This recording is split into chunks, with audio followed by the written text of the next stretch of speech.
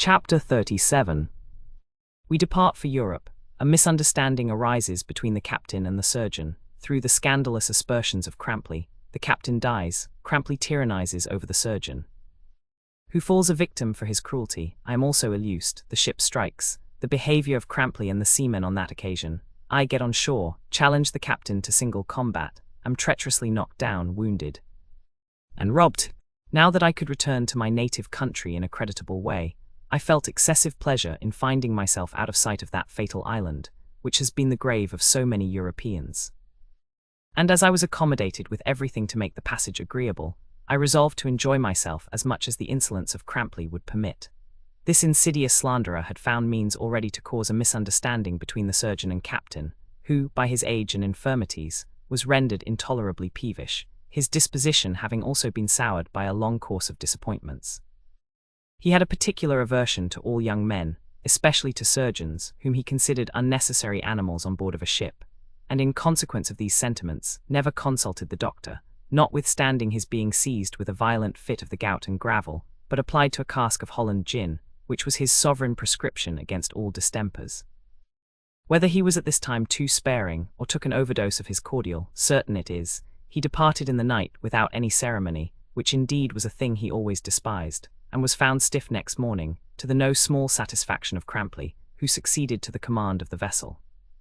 For that very reason, Mr. Tomlins and I had no cause to rejoice at this event, fearing that the tyranny of our new commander would now be as unlimited as his power. The first day of his command justified our apprehensions. For on pretence that the decks were too much crowded, he ordered the surgeon's hen-coops with all his fowls to be thrown overboard, and at the same time prohibited him and me from walking on the quarterdeck. Mr. Tomlins could not help complaining of these injuries, and in the course of his expostulation dropped some hasty words, of which Crampley, taking hold, confined him to his cabin, where in a few days, for want of air, he was attacked by a fever, which soon put an end to his life, after he had made his will, by which he bequeathed all his estate, personal and real, to his sister, and left to me his watch and instruments as memorials of his friendship.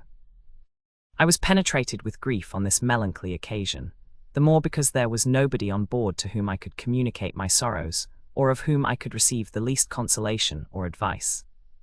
Crampley was so far from discovering the least remorse for his barbarity, at the news of the surgeon's death, that he insulted his memory in the most abusive manner, and affirmed he had poisoned himself out of pure fear, dreading to be brought to a court-martial for mutiny. For which reason he would not suffer the service of the dead to be read over his body before it was thrown overboard. Nothing but a speedy deliverance could have supported me under the brutal sway of this Bashaw, who, to render my life more irksome, signified to my messmates a desire that I should be expelled from their society. This was no sooner hinted than they granted his request, and I was fain to eat in a solitary manner by myself during the rest of the passage, which, however, soon drew to a period.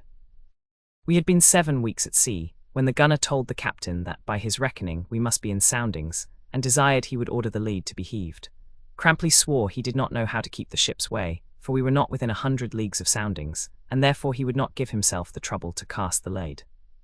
Accordingly we continued our course all that afternoon and night, without shortening sail, although the gunner pretended to discover silly light, and next morning protested in form against the captain's conduct, for which he was put in confinement. We discovered no land all that day, and Crampley was still so infatuated as to neglect sounding. But at 3 o'clock in the morning the ship struck, and remained fast on a sandbank.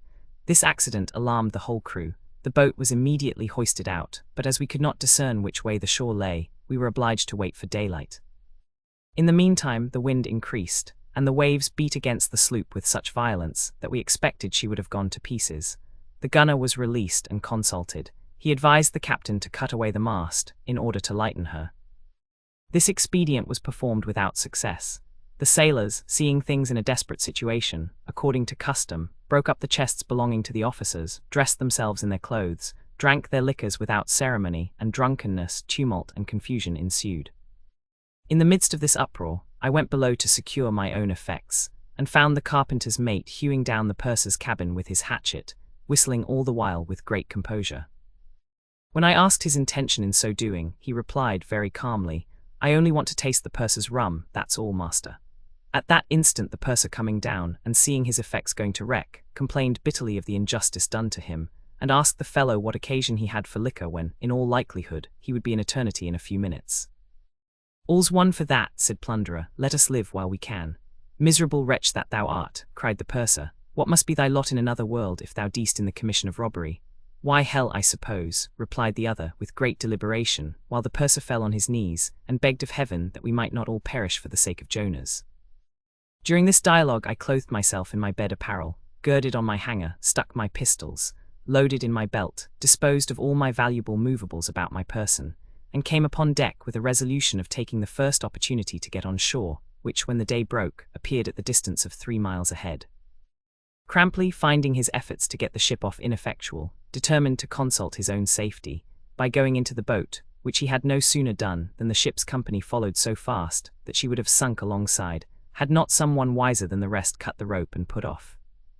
But before this happened, I had made several attempts to get in, and was always balked by the captain, who was so eager in excluding me that he did not mind the endeavours of any other body. Enraged at this inhuman partiality, and seeing the rope cut, I pulled one of my pistols from my belt, and cocking it, swore I would shoot any man who would presume to obstruct my entrance. So saying, I leaped with my full exertion, and got on board of the boat with the loss of the skin of my shins. I chanced in my descent to overturn Crampley, who no sooner got up than he struck at me several times with a cutlass, and ordered the men to throw me overboard. But they were too anxious about their own safety to mind what he said. Though the boat was very deeply loaded, and the sea terribly high, we made shift to get upon dry land in less than an hour after we parted from the sloop. As soon as I set my foot on terra firma, my indignation, which had boiled so long within me, broke out against Crampley, whom I immediately challenged to single combat, presenting my pistols that he might take his choice. He took one without hesitation, and before I could cock the other, fired in my face, throwing the pistol after the shot. I felt myself stunned, and imagining the bullet had entered my brain, discharged mine as quick as possible, that I might not die unrevenged. Then flying upon my antagonist, knocked out several of his 4 teeth with the butt end of the piece, and would certainly have made an end of him with that instrument, had he not disengaged himself, and seized his cutlass, which he had given to his servant when he received the pistol. Seeing him armed in this manner, I drew my hanger, and having flung my pistol at his head, closed with him in a transport of fury, and thrust my weapon into his mouth, which it enlarged on one side to his ear. Whether the smart of this wound disconcerted him, or the unevenness of the ground made him reel, I know not, but he staggered some paces back. I followed close, and with one stroke cut the tendons of the back of his hand, upon which his cutlass dropped, and he remained defenceless. I know not with what cruelty my rage might have inspired me, if I had not at that instant been felled to the ground by a blow on the back part of my head, which deprived me of all sensation. In this deplorable situation, exposed to the rage of an incensed barbarian, and the rapine of an inhuman crew, I remained for some time, and whether any disputes arose among them during the state of my annihilation, I cannot pretend to determine. But in one particular they seem to have been unanimous, and acted with equal dexterity and dispatch, for when I recovered the use of my understanding, I found myself alone in a desolate place, stripped of my clothes, money, watch, buckles, and everything but my shoes, stockings, breeches, and shirt. What a discovery must this have been to me, who, but an hour before, was worth 60 guineas in cash. I cursed the hour of my birth, the parents that gave me being, the sea that did not swallow me up, the poniard of the enemy, which could not find the way to my heart, the villainy of those who had left me in that miserable condition. And in the ecstasy of despair, resolved to be still where I was, and perish.